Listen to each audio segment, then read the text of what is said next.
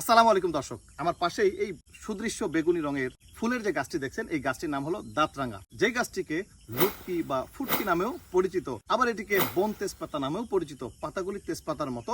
এই গাছটির উদ্ভিদতাত্ত্বিক বা বৈজ্ঞানিক নাম মেলাস্টোমা মেলাবাথ্রিকাম। এই গাছটি বিশেষ করে ন্যাচারাল সয়েল ইন্ডিকেটর নামে খ্যাত। এই গাছটি যেখানে হবে ধরে নেওয়া হয় সেই জায়গাটি অ্যাসিডিক বা অম্লীয় মাটি, এবং সেখানে চা গাছ খুব ভালো হবে, এবং একই সাথে টক জাতীয় যে সমস্ত ফল আছে সেই ফলগুলি খুব ভালো হয়। এই গাছটিকে বাংলাদেশে আগাছা নামেই পরিচিত, কিন্তু এতে রয়েছে অনেক ভেষজ গুণসম্পন্ন।